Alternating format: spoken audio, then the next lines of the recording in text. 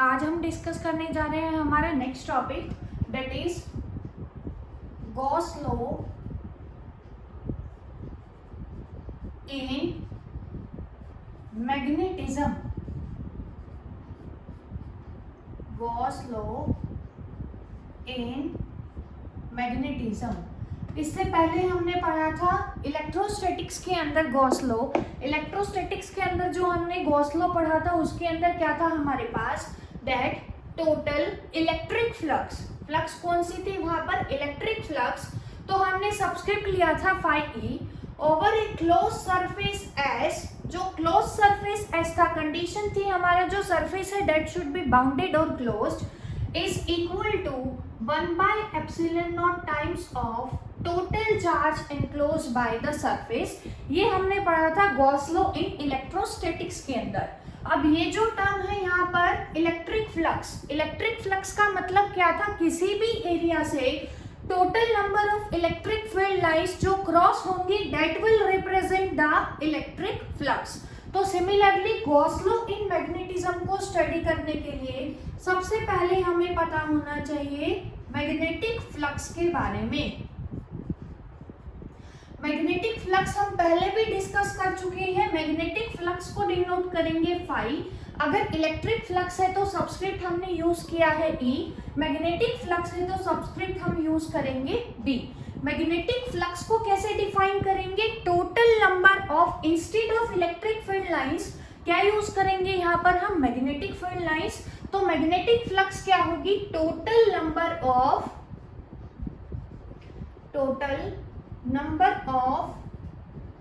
magnetic lines of force passing through magnetic lines of force passing through a given area।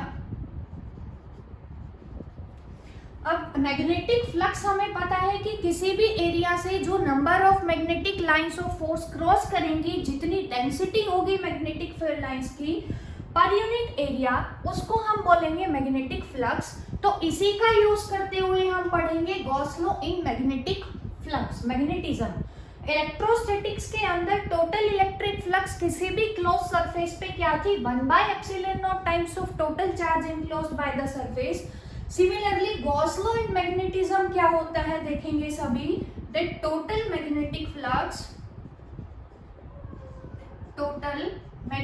Flux over a close surface is always zero.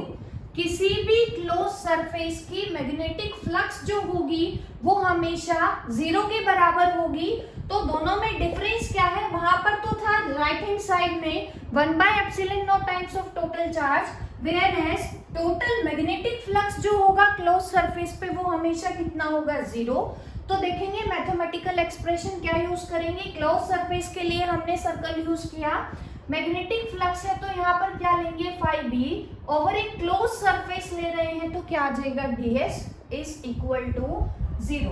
तो ये है हमारे पास Gauss law in magnetism. अब next topic देखेंगे। जो next topic है वो हम अपनी अर्लियर क्लासेस के अंदर पढ़ चुके हैं। क्या है हमारा next topic, cause of earth magnetism. Cause of earth magnetism.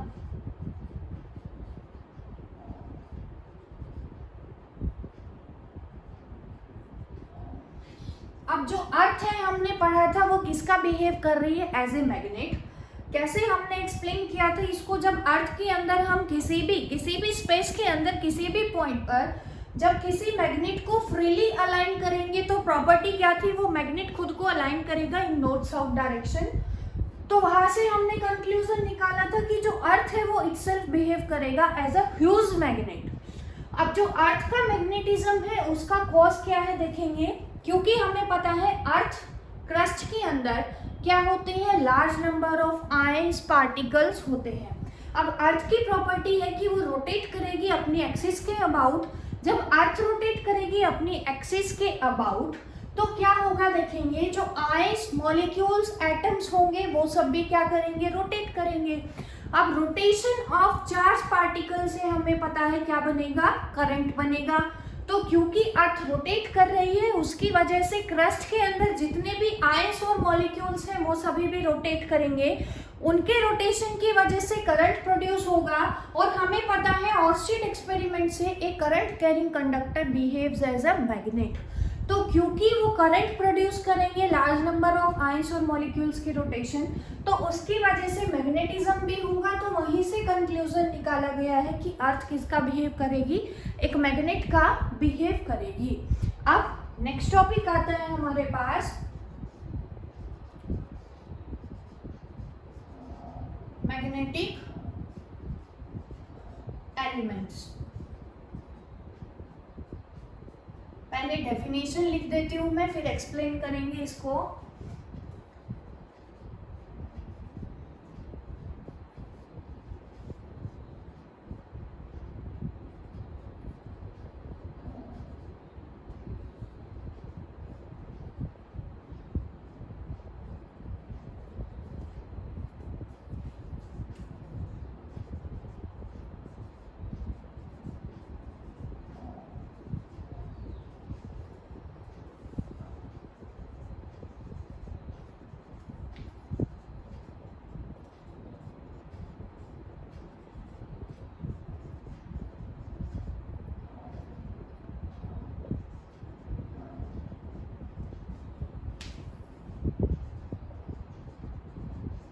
Magnetic elements देखेंगे क्या है हमारे पास, किसको बोलते हैं, उन एलिमेंट्स को हम बोलते हैं जो कंप्लीटली डिस्क्राइब करेंगे किसको, मैग्नेटिक फील्ड ऑफ अर्थ को। मैग्नेटिक फील्ड जो होगा अर्थ का, मैग्नेटिक एलिमेंट्स हमें उनके मैग्नीट्यूड और डायरेक्शन दोनों के बारे में जो कंप्लीटली डिस्क्राइब करेंगे, ऐसे एलिमेंट्स को ही हम क्या बोलते हैं, मैग्नेटिक एलिमेंट्स। एक बार फिर से रिपीट करती हूँ, मैग्नेटिक एलिमेंट्स क्या होते हैं, ऐसे एलिमेंट जो अर्थ के मैग्नेटिज्म के मैग्नीट्यूड और डायरेक्शन दोनों को ही वेल डिफाइन करेंगे, that are called magnetic elements. अब नेक्स्ट देखेंगे क्या पढ़ने जा रहे हैं हम। अभी हमने एक्सप्लेन किया है मैग्नेटिक एलिमेंट्स को, अभी हम डिस्कस करेंगे टाइप्स ऑफ मैग्नेटिक एलिमेंट्स। थोड़ा सा ध्यान से देखेंगे, इंपॉर्टेंट है। Types of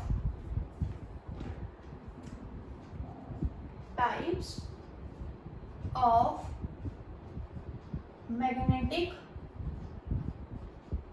elements.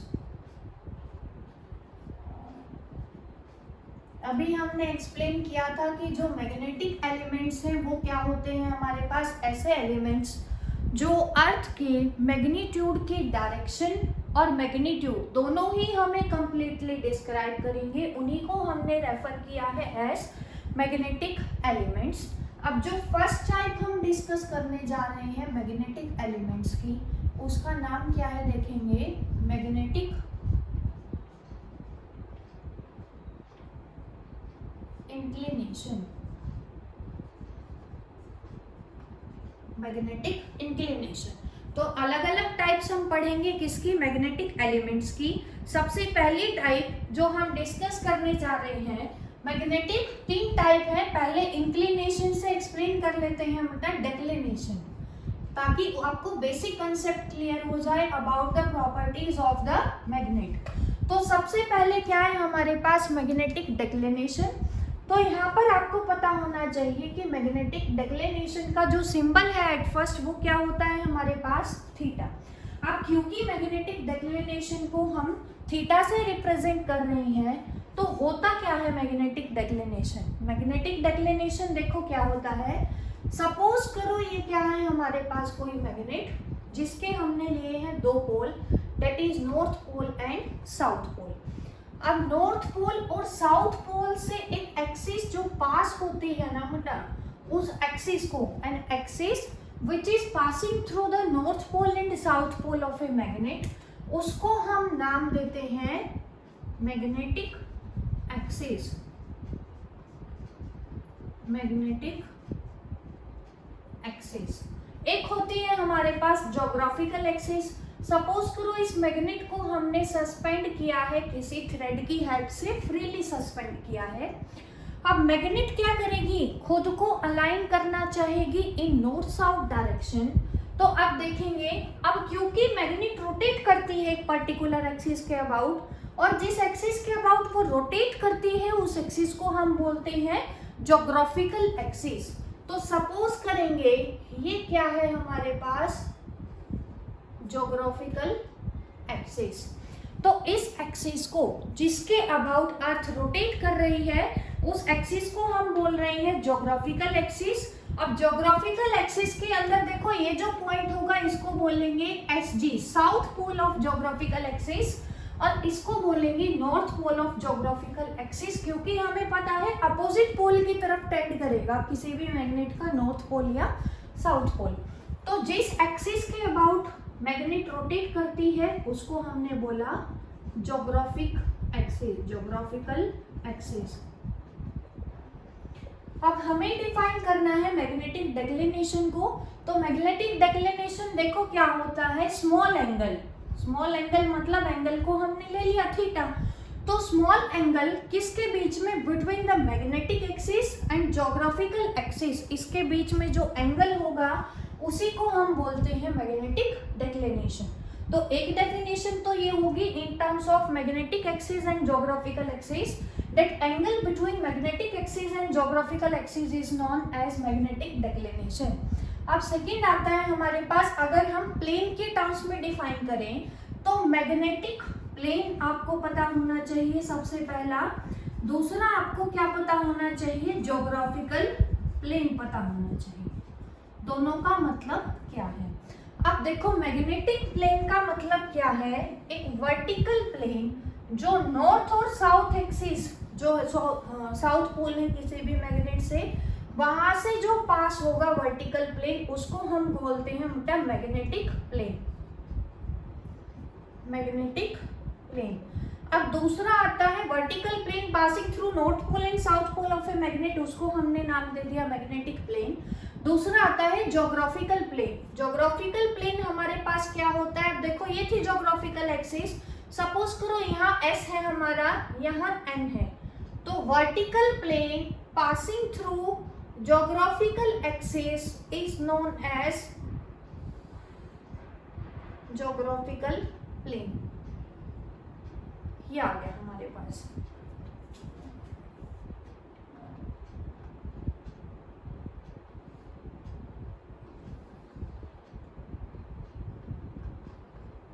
Vertical plane passing through geographical axis, ये जो एक्सिस थी यहाँ से हमने एक वर्टिकल प्लेन पास करवाया, उसी को हमने क्या नाम दे दिया, ज्योग्राफिकल प्लेन। तो दूसरी डेफिनेशन क्या बोल सकते हैं आप, कोई भी यूज करेंगे एक डेफिनेशन। मैग्नेटिक डिक्लिनेशन क्या होता है हमारे पास, angle between geographical plane and magnetic plane is called magnetic declination. तो अगर एक्सिस के टर्म्स में डिफाइन करेंगे तो angle between magnetic and geographical axis is known as magnetic declination. Plane के टर्म्स में डिफाइन करते हैं तो angle between magnetic plane and geographical plane is known as magnetic declination. अब आती है हमारे पास second type of magnetic element. देखेंगे क्या है, मैग्नेटिक डिक्लिनेशन।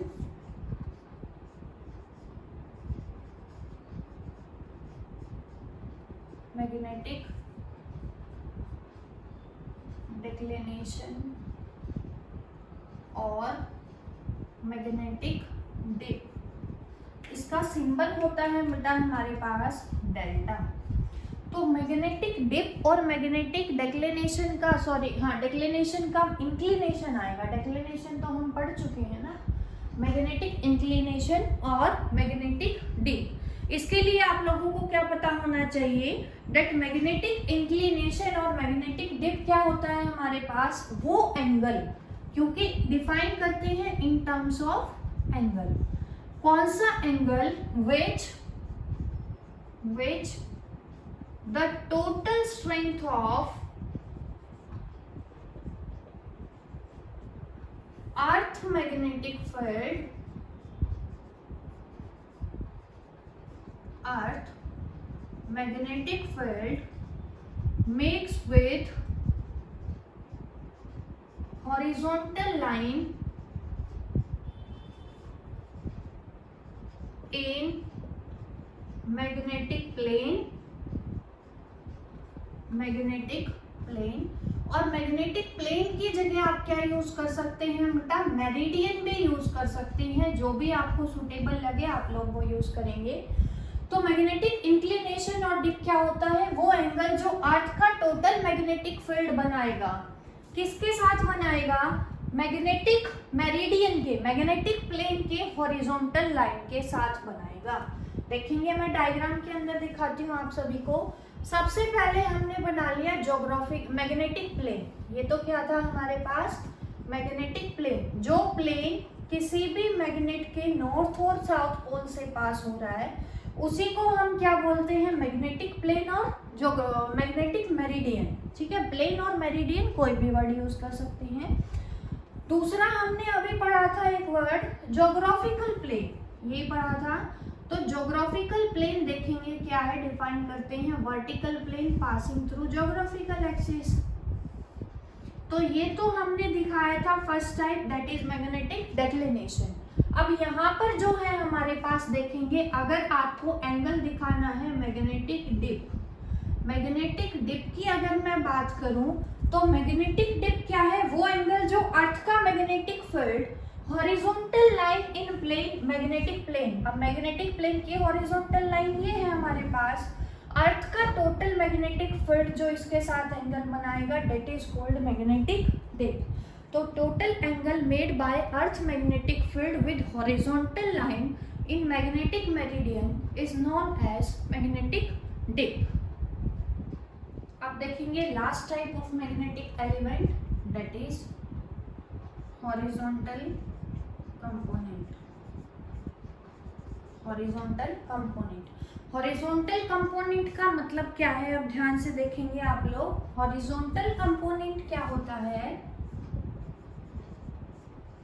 यहाँ पर तो था एंगल, एंगल की जगह यहाँ पर यूज करेंगे वर्ड कंपोनेंट।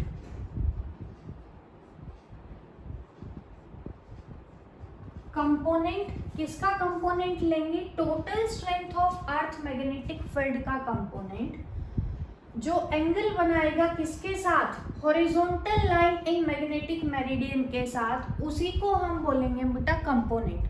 डिफरेंस क्या है दोनों में, यहाँ पर तो हमने एंगल को बोला था मैग्नेटिक डिक्लिनेशन, लेकिन उस एंगल का कंपोनेंट जब हम निकालेंगे तो उसको क्या बोलते हैं, हॉरिजॉन्टल कंपोनेंट। सपोज करो रिजल्टेंट ये है हमारे पास आर, रिजल्टेंट कंपोनेंट क्या है आर। तो यहाँ पर जो इसके हॉरिजॉन्टल कंपोनेंट होगा डेल्टा के साथ, that will be cos theta, तो क्या आ गया आर कॉस डेल्टा। इसी का वर्टिकल कंपोनेंट क्या आएगा हमारे पास, आर साइन ऑफ डेल्टा। तो सबसे पहले तो जो टोटल अर्थ का मैग्नेटिक फील्ड है, जो हॉरिजॉन्टल लाइन के साथ एंगल बना रहा है, उसके दो कंपोनेंट है। हॉरिजॉन्टल कंपोनेंट क्या है, R cos delta, and vertical component क्या है, आर साइन डेल्टा।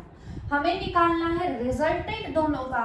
रिजल्टेंट का फॉर्मूला हमने पढ़ा हुआ है पैरेललोग्राम लॉ के अंदर, आर कॉस डेल्टा का square plus R sine delta का square plus R 2ab R square sine delta cos delta, दोनों के बीच में एंगल कितना है बेटा, कॉस 90 डिग्री। तो रिजल्टेंट का फॉर्मूला कॉस 90 वाली टर्म तो क्या हो जाएगी हमारे पास जीरो, आर क्या आ जाएगा, आर कॉस डेल्टा किसकी वैल्यू है, horizontal component of earth magnetic field का square, plus R sine delta किसकी वैल्यू है, वर्टिकल कंपोनेंट की, ये आ जाएगा vertical component of earth magnetic field का स्क्वायर। तो अगर रिजल्टेंट अर्थ मैग्नेटिक फील्ड निकालना हो तो आप लोगों को फॉर्मूला ध्यान होना चाहिए, that is X square plus V square under the root. Direction अगर निकालनी हो टेंजेंट डेल्टा, कैसे निकालते हैं, R sine delta by R cos delta, और क्या याद रखेंगे, vertical component divided by horizontal component. तो हमें क्या मिल जाएगी, डायरेक्शन मिल जाएगी किसकी, अर्थ के मैग्नेटिक फील्ड के कंपोनेंट की डायरेक्शन। डेल्टा क्या आएगा यहाँ से, tangent inverse v by h। तो इस पार्ट के अंदर इतना ही था आपका जो सिलेबस था। नेक्स्ट हम अपनी अगले वीडियो में डिस्कस करेंगे। Thank you very much.